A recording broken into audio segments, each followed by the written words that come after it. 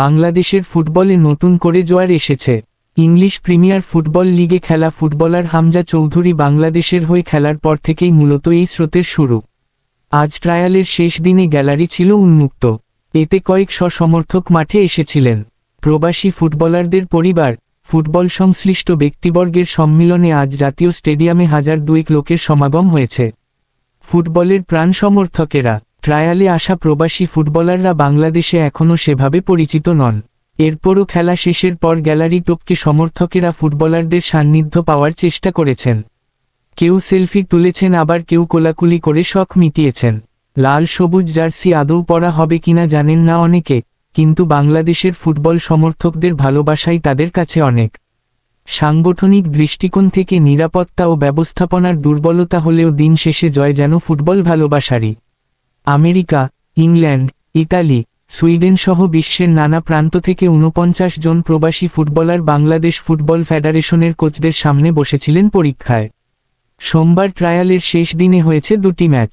3 দিনের ট্রায়ালের ফল ফুটবলার ও অভিভাবকরা কবে জানতে পারবেন সেটা এখনও নিশ্চিত নয়।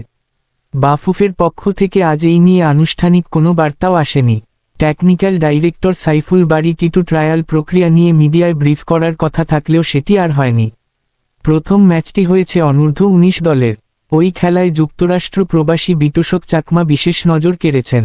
সাদা চুলের এই তরুণের শারীরিক গড়ন ভালো, বল নিয়ে দ্রুতগতিতে ছুটতে পারেন। গোলও পেয়েছেন একটি।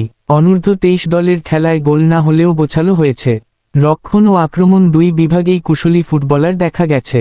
লেফট ব্যাক খেলা আমেরিকান প্রবাসী জায়ানের ওভারল্যাপ ও গতি খানিকটা চোখে পড়েছিল। বাংলাদেশ দলে খেলার লক্ষ্য নিয়ে বিশ্বের নানা প্রান্ত থেকে তারা এসেছিলেন। অনেক ফুটবলারদের সঙ্গে তাদের বাবা মাও এসেছিলেন। এতে লাখ লাখ টাকা ব্যয় হয়েছে।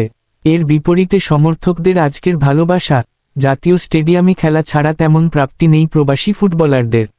বাফুফের পক্ষ থেকে ট্রায়াল আয়োজন করলেও বিশেষ কোনো ব্যবস্থা ছিল না।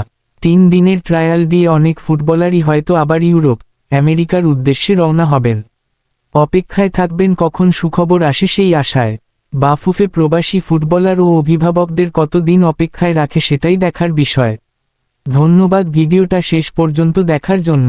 লাইক, কমেন্ট আর শেয়ার করতে ভুলবেন না। সাবস্ক্রাইব করে আমাদের সাথে থাকুন। কেমন লাগলো জানাবেন নিচে।